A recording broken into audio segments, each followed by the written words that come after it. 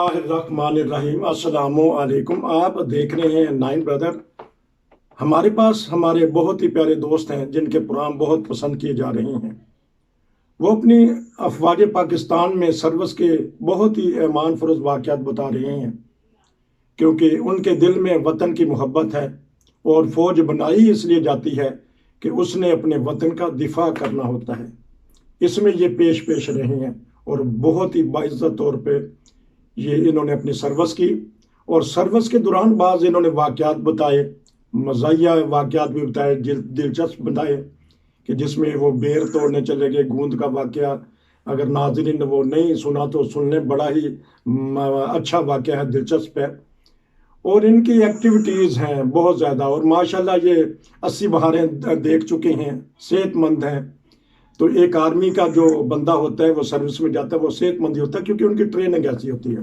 नाजरीन, एक बात ऐसी है कि अफवाज पाकिस्तान हमारा एक ऐसा अदारा है जिसमें ना कोई मजहब देखा जाता है, ना कोई फिरका देखा जाता है, ना कोई ज़ात देखी जाती है, ना कोई पात देखी जाती है। वो एक अदारा है। उसका मतलब है अफवाज पाकिस्तान का मतलब कि ये तमाम लोग ये एक फूल हैं और गुलदस्ता बन जाता है जब ये अफवाज पाकिस्तान में जाते हैं और अपनी अपनी ड्यूटियां अपनी अपनी खिदमात अंजाम दे रहे होते हैं। लेकिन बाज़ दफ़ा ऐसे हालात हो जाते हैं कि उसमें बाज़ बंदे बाज़ लोग ऐसे आ जाते हैं जो कुछ ना कुछ करना चाहते हैं। हमारे जो फ़ौज के तर्जमान रहे हैं गफूर साहब, या मौजूदा भी, जब भी उनके पास कोई ऐसा सवाल होता है जो फ़ौज के मुतल्लिक़ किया जाता है जिसमें मज़हब के बारे में बात हो, तो वो साफ तौर पे कह देते हैं कि ये फ़ौज सारे पाकिस्तानियों के लिए है। हम चलते हैं क्योंकि इनके साथ भी कोई ऐसे वाक़यात हुए होंगे, हम इनसे पता करेंगे कि अफवाज पाकिस्तान कैसा अदारा है। और इन्होंने बता तो दिया है कि इस मामले में कैसा अदारा है कि मजहबी आज़ादी तो है, लेकिन किसी को अपनी जो उनसे ख्यालात हैं किसी को पर ठोंसने की इजाज़त नहीं। जी बताइएगा, मैंने 2-3 मिनट ले लिए, अब आप बताइएगा कि कैसा रहा आपका ये तजुर्बा। जी, अस्सलाम वालेकुम जनाब नसीर साहब। शुक्रिया, वालेकुम सलाम व रहमतुल्लाहि व बरकातहू। जी हालात के बारे में तो आपने सब तकरीबन वो बयान कर ही दिया है। जी असल में पाकिस्तान अफवाज जो है जी वो एक बहुत ही मुनज़्ज़म अदारा है। जी और जहाँ तक मैंने देखा है, जी जो मैंने तजुर्बा किया या जहाँ जितना अरसा मैंने गुजारा है, मैंने देखा है जी कि वहाँ पे कोई मजहब का कोई कंसेप्ट, जो मजहब तो अपनी जगह है, जी लेकिन ये जो तासुब है, जी मजहबी तासुब जो है, जी इसका कोई नाम वहाँ पे नाम निशान नहीं होता है। जी वहाँ ये कहते हैं कि जो आदमी फौज में भर्ती हुआ है, जी जब वो बॉर्डर पे जाता है, चाहे वो किसी मजहब से ताल्लुक रखता है, दुश्मन की तरफ से अगर गोली आएगी तो वो ये नहीं देखेगी कि ये किस मजहब से ताल्लुक रखता है। जबरदस्त, ठीक। वो ये देखता है, वो दुश्मन जो है वो जो गोली है वो देखती है कि ये पाकिस्तान की आर्मी का आदमी है। जी समझे कि नहीं? तो इसलिए वहां पे फौज में जो होता है, मैंने नहीं कभी मुझे ऐसा महसूस हुआ कभी भी कि किसी अफसर ने किसी और जूनियर जो अफसर होता है उसने कभी किसी किस्म का तासुब का इजहार किया हो। मेरे साथ ऐसा कोई वाकया पेश नहीं आया आज दिन तक। जबरदस्त। आपने आपका बताने का ये मतलब है कि ये आपने कितनी अच्छी बात कह दी कि जब दुश्मन गोली चलाता है वो ये नहीं देखता कि कोई शिया है, कोई सुन्नी है, कोई अहमदी है, कोई सिख है, कोई ईसाई है। उसने गोली चलानी होती है तो इस बहादुर सिपाही ने अपने वतन का दिफा करना होता है, सीने पे जाके गोली खानी है। उसको ये भी नहीं होता कि मैं कौन हूँ, मैंने सिर्फ फौजी हूँ पाकिस्तान का, मैंने दिफा करनी। जी आगे कंटिन्यू करें। बिल्कुल यही चीज होती है।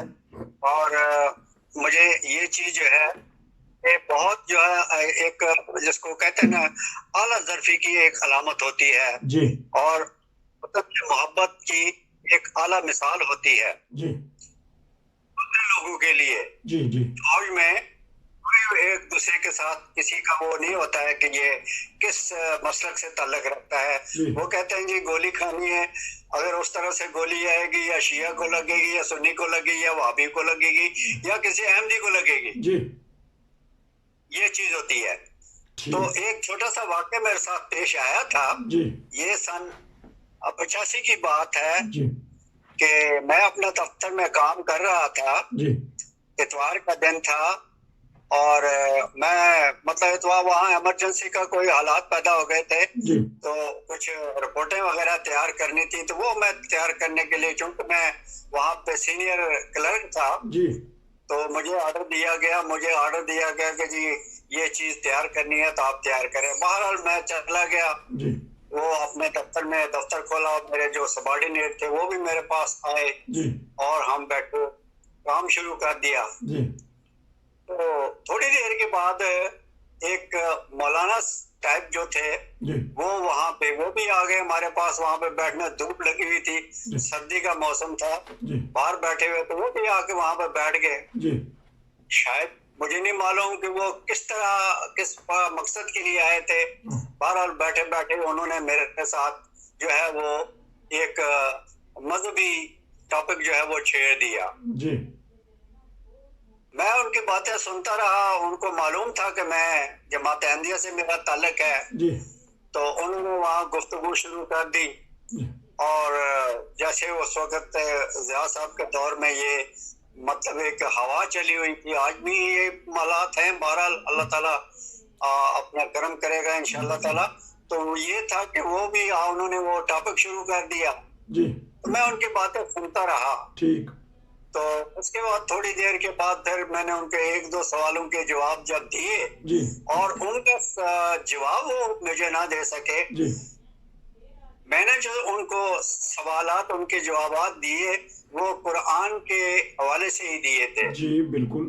तो वो उसका जवाब तो दे नहीं सके। जी तो अचानक वो जो है वहां से उठ खड़े हुए, गुस्से में लाल पीले हो गए, तो वो कहने लगे जी हम, तो वो हल्की गुफ्तगू होती रही जी और हल्की फुल्की वहां पे वो भी अपने कुछ जो एतराज़ात थे उसको उनको हमारे मसलक के ऊपर हमारे खिलाफ, तो वो उनके ऊपर वो करता रहा। तो मैंने एक दो एतराज़ात जो थे वो उनके कुरान के हवाले से मैं उनको जवाबात दिए। जी तो मौलवी साहब जो है, मैंने कहा आप इसका मुझे जवाब दे दें, जी ठीक है। आपने जो गुफ्तगू की है उसका जवाब मैं कुरान के हवाले से आपको दे रहा हूँ, जी तो आप मुझे इसका जवाब दे दें, आप भी कुरान के हवाले से मुझे इसको गलत साबित करें। जी जी तो इतनी बस ये मेरी बात करनी थी, तो वो उठ खड़े हुए जी और उन्होंने बस वो मतलब है कि इनके बारे में क्या मसीमत के बारे में उन्होंने कुछ तौहीन आमेज अल्फाज इस्तेमाल करने शुरू कर दिए और बड़ी यानी के बड़े मतलब जिसको कहते हैं नाशाइस्ता गुफ्तगू जी जी और नाशाइस्ता उन्होंने इस्तेमाल किए। तो मैं फिर बाहर उनको, लड़ाई झगड़ा तो हो नहीं सकता ना, हम फौज में ऐसा होता है कि किसी के गले पड़ना या हाथे पड़ना ये जुर्म होता है फौज में। जी जी जी तो मैंने कहा मौलाना साहब ये खुदा और उसके आपके दरमियान, बंदे के दरमियान मामला है, मैं अपना मामला जो है वो खुदा के हवाले करता हूँ, आप जो मर्जी करते रहे, आप जितनी मर्जी गालियां दे, मुझे उससे कोई फर्क नहीं पड़ता। बहरहाल जितनी भी उन्होंने वो करनी थी तौहीन आमेज अल्फाज इस्तेमाल करते करते वो वहां से चले गए। जी खुदा को करना ऐसा हुआ कि चंद दिन के बाद ही जी ऐसा हुआ कि मैं अपने दफ्तर में बैठा हुआ था, जी तो वहां से वो उनके पास एक सिपाही आया, वो कहने लगा जी जल्दी करें जी, मौलवी साहब के लिए एम्बुलेंस मंगवाएं, जी मौलवी साहब के लिए एम्बुलेंस मंगवाएं। जी मैंने कहा क्या हुआ? कहने लगे जी वो है अपना, उनको कुछ हो गया है, मौलवी साहब बहुत सख्त जो है, उनको शायद अटैक हो गया, पता नहीं क्या हो गया, उनको फौरी तौर पे एम्बुलेंस पे ले जाना है हॉस्पिटल। बहरहाल वो इंतजामी अमूर थे। मैंने दूसरे आदमी को जो वहां पे थे वो हमारे जो उसको तो मिलिट्री ट्रांसपोर्ट के इंचार्ज थे, उनको मैंने कहा कि जी उनके लिए एम्बुलेंस भिजवा दें, आप उनको अस्पताल ले जाएं। तो फौरी तौर पर उनको जब अस्पताल ले जाया गया CMH में, तो वहाँ उन्होंने उनको जब चेकअप किया, डॉक्टर साहबान ने सब जितने भी थे आर्मी के जितने भी डॉक्टर थे उन्होंने उसको चेक किया। उन्होंने चेक करने के बाद कहा जी इनका इलाज यहाँ पे नहीं हो सकता है, इनको फौरी तौर पर जो है वो आप CMH कोयटा भिजवा दिया जाए। जी यहाँ इनका इलाज नहीं हो सकता, ये सीरियस जो है इनको अटैक हुआ है जी फालिज का, ओह इसलिए यहाँ पे हमारे पास इसकी सहूलत मौजूद नहीं है। जी बहरहाल हम आर्मी में एक सिग्नल का मतलब होता है, मैंने फौरी तौर पर एक सिग्नल टाइप किया। जी सिग्नल टाइप करने के बाद मैंने वहाँ CMH में कहा, उनको भेज दिया कि हमें फौरी तौर पर हेलीकॉप्टर की जरूरत है, मदद की जरूरत है। हमारे जो है यहाँ पे एक मौलाना साहब है, उनको ये मसला पेश आ गया है, जी उनका इलाज उन्होंने कहा जी जो हमारा यहाँ पे हम थे कि इनको कोयटा भिजवाया जाए। जी बहरहाल उनको कोयटा ले जाया गया। कोयटा ले जाने के बाद उनका वहाँ पे 1 हफ्ता 15 दिन वहाँ पे उनका इलाज होता रहा। जी आखिर पे उन्होंने कह दिया कि जी तो इनको तो ऐसा अटैक हुआ है जी कि इनकी जबान हमेशा के लिए बंद हो गई। ओहो ये जबान अभी तो बोलना जो है ना ये बोल सकते जी हैं अभी सारी उम्र के लिए। जी खुदा ताला का करना ऐसा हुआ कि मुझे वहाँ जाना पड़ गया कोयटा किसी काम के लिए, जी और उनसे भी मेरी मुलाकात वहाँ पे हुई। जी तो वो जनाब उन्होंने इशारों में मुझे कुछ बातें की मेरे साथ, ओहो और मैंने उनको उनकी बातें मैं समझ नहीं पा रहा था कि वो कहना क्या चाहते हैं। जी तो बड़ा मतलब गुस्से से वो मतलब एक जैसे होता है ना वो मतलब दीवानगी की सूरत में बड़े चीख के कहने लगे, मतलब एक वो चीख के उन्होंने कहा इशारों से ये करना। बहरहाल मैं उसकी मतलब नहीं उनकी समझ सका हूँ क्या कहना चाहते हैं। जी मैं वहां से फिर वापस आ गया, तो अपनी ड्यूटी करके मैं कोयटा से वापस आ गया अपने बटालियन में। जी तो उनका जो है ना वहाँ 6 महीने इलाज होता रहा। जी उसके बाद उन्होंने उनको लाइलाज करके वहां से डिस्चार्ज कर दिया, आर्मी से फारिग कर दिया कि ये अब डिसेबल हो गए हैं, ये अब इस सर्विस के काबिल नहीं रहे। जी लिहाजा मैं तो अपने मतलब एक यूनिट में रहा, उधर ही अपने बटालियन में जहाँ मैं सर्विस करता रहा, लेकिन मौलाना साहब को उन्होंने डिसेबल करके वहां से डिस्चार्ज कर दिया। और तो हमेशा के लिए मुझे जहाँ तक याद है मुझे दोस्तों से मैंने पूछा था, काफी अरसे की बात है, कोई 15-20 साल पहले मैंने पूछा था कि हमारे जो मौलवी साहब थे उनका ये मसला बना था, उनका क्या हाल है। जी तो वहाँ वो रहने वाले थे वहाँ पे मेरे ख्याल मानसेरा के, जी उन्होंने कहा जी उनका हालत वही है, उसी तरह ही है, ओहो वो मतलब नहीं है अभी, वो बोल नहीं सकते हैं, इसी तरह ही है वो। तो ये हादसा मेरे साथ अपने सर्विस के दौरान पेश आया था। वो जी कहते हैं ना इन्नी मुहीनन मन फरादा एहाना था, जी वो जी हाँ जी हाँ जी जो कौल हमारे बुजुर्गों का वो पूरा हो गया हाँ ये क्योंकि अल्हम्दुलिल्लाह। आज ये अल्हाम था कि जो भी तेरी बेइज्जती करने की कोशिश करेगा मैं उसको बेइज्जत और जलील और रुसवा कर दूंगा। बहरहाल ये तो इन्होंने बड़ा प्यारा वाक़या सुनाया, रास्ते में आवाज़ कटी है माजरत। लेकिन अब मैं ये पूछना चाहूँगा कि देखें उसने आपके साथ आके बहस मुबासा किया, मुखालफत भी की, इसके बावजूद भी बाहसियत एक इंसान, एक अहमदी, एक फौजी, आपने हर तरह की उसकी मदद करने की कोशिश की, एम्बुलेंस मंगवाने की या जो भी सहूलियात उसको देने की। जी वाह नसीर साहब, ये इसमें एक दिलचस्प अमर ये भी है जी कि जब उनको उनकी बीवी उनके साथ गई थी वहां पे जी अपने CMH में, वो उनके साथ रही है। जी उनके 3 बच्चे थे, जी उनके 3 बच्चे थे, उनके 3 बच्चे थे।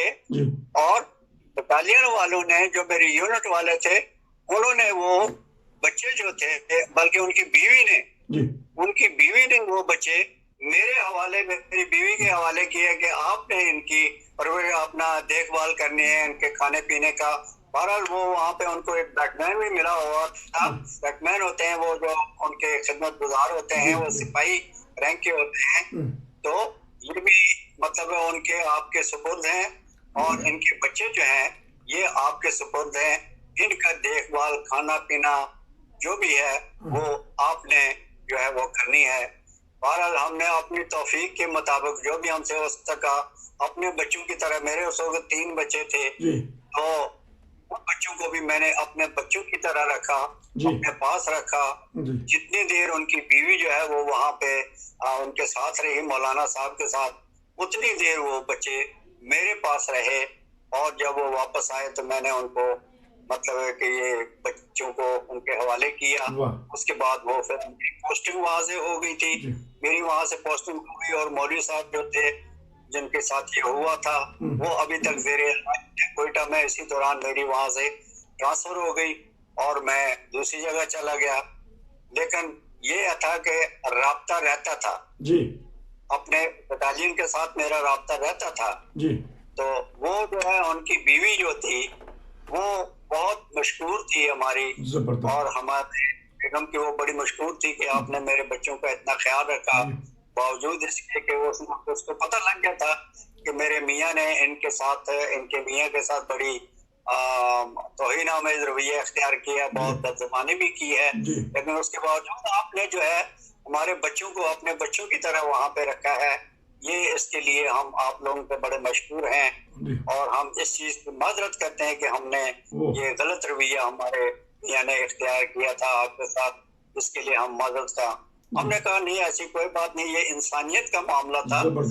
वो बच्चे ये नहीं कि वो मौलवी साहब के थे, वो हमारे अपने बच्चे थे। बाकी रह गया मुस्लिम की बात होती है, ठीक है, वो अपनी जगह थे, हम अपनी जगह थे, लेकिन जहाँ इंसानियत का मसला आ जाए वहाँ हमने कोई किसी से तफरीक नहीं करनी, चाहे वो कोई भी हो। जबरदस्त। अच्छा, अब यहाँ जबरदस्त आपने एक बात कर दी। लोग पूछते हैं कि अहमदियत ने क्या दिया। अहमदियत ने ये दिया कि देखें, एक मुखालिफ के बच्चों को भी अपने बच्चों की तरह रखा। ये है एक अहमदी फौजी में एक और दूसरे नॉर्मल फौजी में जो इनके साथ मुखालफाना जो उन्होंने रवैया अख्तियार किया कि अहमदी फौजी ने दिफा भी करना है, दिफाए पाकिस्तान भी, दिफाए मजहब भी और दिफाए इंसानियत भी। जी कंटिन्यू जारी रखें। तो उसके बाद अपना रसीद साहब आया तो आपने वहां से मेरी पोस्टिंग हो गई थी, मैं चला गया था दूसरी जगह पे, मुझे उन्होंने पोस्ट कर दिया था। वहां पे तब्दीलियां होती रहती हैं, वैकेंसियां निकलती रहती हैं, तो वहां पे उसको कहते हैं कि ये मतलब है कि हमें इस आदमी की यहाँ पे जरूरत है। जी जी। तो मैं वहां से चला गया था अपना दूसरी बटालियन में। अच्छा, ये है थोड़ा सा, चले बच्चों के बारे में पता कर लें। वो बच्चे जो महकमे की तरफ से आपको क्वार्टर मिल रहा था उसमें फिर आपके साथ रहे, आपके बच्चों के साथ क्वार्टर जो मिला था गवर्नमेंट की तरफ से, वहां पे वो हमारे साथ रहे हैं वो बच्चे जितना देर में। अच्छा। वो उनकी बीवी है मौलाना साहब की, वो अस्पताल में रही है उनके साथ उतनी देर में। उसके बाद फिर वो आ गई थी, कोई 15-20 दिन के बाद वापस आ गई थी वो। और मौलाना साहब का इलाज जो था वहाँ पे, और CMH आपको पता है गवर्नमेंट के अस्पताल होते हैं, वहाँ पे फिर कोई इतनी ज्यादा मुश्किलात नहीं होती हैं। वो फिर वहाँ पे उनका इलाज होता रहता है। तो उनकी बीवी जो है उनको छोड़ के उनके हवाले करके अस्पताल वालों के, वो फिर वापस आ गई थी अपने वहां पे घर पर, अपने बच्चों के पास आ गई थी वापस। देखेंगे, बड़ा ही प्यारा आपने ईमान फरोज वाकया बताया। तो इससे ये साबित होता है कि एक अहमदी और दूसरे में क्या फ़र्क है। अच्छा, ये बताइएगा कि जब आप नॉर्मल, आप भी यूनिफॉर्म में बैठते थे जब दफ्तर में, या आपको सिविल वर्दी पहनने की इजाज़त थी? नहीं, बाकायदा वर्दी होती है, जिस तरह एक आम सोल्जर होता है इसी तरह मतलब है कि वहां पे बैठ के उससे वर्दी पहन के ड्यूटी करते थे हम। बड़े बूट बड़े बूट पहनते थे और बाकायदा बेल्ट पहन के, टोपी पहन के, जिस तरह एक डिसिप्लिन होता है जी, उस तरह हम बैठा करते थे दफ्तर में, उस तरह हम ड्यूटी करते थे। जबरदस्त। अच्छा, तो अवाम की क्या रिस्पेक्ट होती थी उस आपके साथ भी, जब आप बावर्दी कभी ना कभी तो बाजारों में या गलियों में या खरीदारी के लिए जाते हैं, तो अफवाज पाकिस्तान की हम तो जानते हैं कि बड़ी इज्जत है, आपके दिल में क्या फिर होती थी कि जैसा लोग आपको इज्जत की निगाह से देखते थे? नहीं, मैं आपको बता रहा हूँ कि बहुत मेरी जो ना पूरे जितने भी, मतलब कि मैं एक आपको मैं सीनियर वहाँ पे जिसको कहते हैं ना सीनियर हेड क्लर्क था वहाँ पे जी। तो मेरी तो बहुत इज्जत थी, अफसर भी इज्जत करते थे, दूसरे जो जूनियर कमीशन ऑफिसर होते हैं वो भी मेरी इज्जत करते थे जी। और दूसरे जवान भी मेरी इज्जत करते थे। हेड क्लर्क साहब बहुत इज्जत करते थे वो। कभी उन्होंने ये महसूस नहीं होने दिया कि भाई ये किसी किस मसल से ताल्लुक रखता है। जी जबरदस्त। कभी ऐसी बात ही नहीं होता, और सबको पता था, जी लेकिन उसके बावजूद मेरी बहुत रेस्पेक्ट होती थी। ऐसे ही जैसे बाकी जो होता है सलूट मारना और जी उसके रेस्पेक्ट करना, जी और मतलब जो इज्जत होती है एक सीनियर की, जी वो उसी तरह मेरी इज्जत होती थी। कभी मुझे ये महसूस नहीं हुआ किसी अफसर की तरफ से कोई ऐसा कोई तासब का मतलब इजहार हुआ हो किसी जूनियर अफसर की तरफ से, या जूनियर जो कमीशन अफसर होते हैं उनकी तरफ से, या किसी जवान की तरफ से। कभी ये कोई महसूस नहीं होने दिया किसी ने, ना मैंने महसूस किया, ना किसी ने ऐसा मेरे साथ कोई वाकया अपनी सर्विस के दौरान पेश नहीं आया।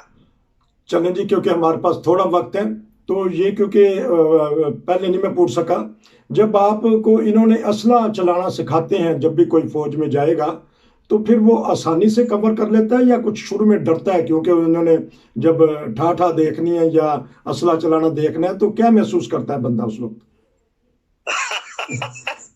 ये बड़ा जब रिक्रूटिंग के दिन जो ना हमें ट्रेनिंग के लिए ले जाया गया पहले दिन जी, तो वहाँ आगे एक वो होता है लकड़ी का बना हुआ टारगेट होता है जी कि हमें बताया जाता है कि हमने गोली चलानी है, उस टारगेट के ऊपर अपने गोली मारनी है। जी जी तो मैंने तो कभी ये पक्की राइफल जो होती है 303 राइफल होती थी उस वक्त, जी 303 राइफल, जी तो वो मैंने पहली दफा देखी थी। जी और वो जब गोली चलाई जाती है, ट्राइगर जब दबाया जाता है, तो उसका इतना झटका होता है कि वो कंधे पर बार दफा जो है बहुत चोट लगती है, और कंधा कई दिन जो है वो उसमें दर्द होती है। अच्छा, तो हमें वो जब पहली दफा मुझे उन्होंने मैंने गोली चलाई, जी तो वो इतना जोर का झटका लगा। पहले उसको बताया जाता है कि ये आपने कंधे के साथ उसको दबा के रखना है, जी अगर आप दबाओगे तो ये पीछे झटका मारेगी और आपका कंधा टूट जाएगा। ओ बहरहाल मैंने वो बंदूक जो है, जब वो उसको मैंने निशाना लिया टारगेट का, जी वो मैंने फिर वहां पे उसको ट्राइगर दबाया, जी, तो एकदम तो मेरा तो वो कहना ना त्राह निकल गया। अच्छा, वो मेरा उस्ताद जो था वो कहते वो खड़ू, अच्छा, वो उस्ताद पठान था, अच्छा, बहुत अच्छे लोग, बहुत अच्छे थे। वो खड़ू, ये गोली आगे जाएगी पीछे नहीं आएगी, तुम क्यों डरते हो? अच्छा, फिर बाहर मुझे कुछ हौसला हुआ, फिर मैंने दूसरा फायर किया, तीसरा फायर किया, जी, तो इस तरह फिर वो मेरा झाका जो था वो खुल गया। अच्छा, और फिर चल सकता, इस तरह फिर जिंदगी चलती रही। तो हाँ, क्योंकि आपने खुद फरमाया कि फौज में एक कद का म्यार होता है, तो लेकिन इसके बावजूद भी आपने आपको दाखिला मिल गया और आपने ये एक बड़ा ज़बरदस्त वाक़या बताया। तो पठानों का जिक्र आ रहा है, तो आपके उस्ताद जो थे ज़्यादा पठान ही थे, क्योंकि निशाना ये पठानों का बड़ा ज़बरदस्त होता है कहते हैं। तो इस बारे में बताइए, अगर कोई आपने पठान फौजी से कोई राब्ता हुआ हो। पठान क्या जी, वहाँ हमारी जहाँ पे मैं सर्विस करता था, जहाँ जिस बटालियन में, वहाँ 50% पठान और 50% जो थे वो पंजाब के लोग होते थे जी, वहाँ एक रेशो मुकर्रर है। अच्छा जी, ठीक। और वहाँ पे एक रेशो मुकर्रर है कि 50% पठान हजरात होंगे, 50% जो है वो उसमें पंजाबी हो गए जी। तो मैंने पठानों को भी एक भाइयों की तरह पाया है, जबरदस्त, बड़ी मोहब्बत करने वाले, जी, प्यार करने वाले। हमारे उस्ताद भी पठान और अब्बास थे, होते थे, जी, और पंजाब के भी होते थे, उस्ताद होते थे। और जब ये मतलब एक ट्रेनिंग वगैरह के ऊपर जाना, तो उनके साथ बड़ी गपशप होती थी। मैं थोड़ी बहुत पश्तो भी अभी भी जानता हूँ, यहाँ पर भी अभी मैं जब होता हूँ तो कोई पठान शठान मुझे दोस्त चलते हैं, यहाँ पे आते हैं, तो मैं उसके साथ जब पश्तो बोलता हूँ तो वो बड़े खुश होते हैं, कहते हैं आपने पश्तो कहाँ से सीखी? मैंने कहा यार मैंने जिंदगी का आधा हिस्सा जो वो पठानों में गुजारा है, पठानों के साथ गुजारा है। तो उनको जब मैं कहता हूँ कि मैं इतने फ्रैंक जो पश्तो तो नहीं बोलता हूँ, लिगे लिगे, कहते हैं लिगे लिगे, ठीक है, लिगे लिगे पश्तो पोएम। इसका क्या मतलब बता दीजिएगा? तो मैं थोड़ी थोड़ी पश्तो जानता हूँ। वो कहते हैं डेर डेर खा पख्तो पोएरे, तुम बहुत अच्छी पश्तो जो है वो जानते हो और बोलते हो। तो इस तरह ये है, बड़ा मतलब कि यहाँ पे होता रहता है। मैं यहाँ रब्बा में होता हूँ, यहाँ बड़े पठान हैं, हमारे दोस्त हैं, तो उनके साथ मैं जब पश्तो में बात करता हूँ तो जहाँ मैं रुक जाता हूँ वहां पे उर्दू में बोलता हूँ जबरदस्त, या पंजाबी में बोलता हूँ उनके साथ, तो वो बड़े खुश होते हैं जब एक लफ्ज भी, ये बड़ा खुश होता है अगर इनके साथ पश्तो जुबान में बात की जाए, तो पंजाबी बात करे तो वो बड़ा खुश होते हैं, कहते हैं यार पंजाबी और इतनी अच्छी पश्तो बोलते हो, तुम पश्तो बोलते हो, वो बड़े खुश होते हैं, बड़ा प्यार करते हैं, अच्छे लोग हैं वो।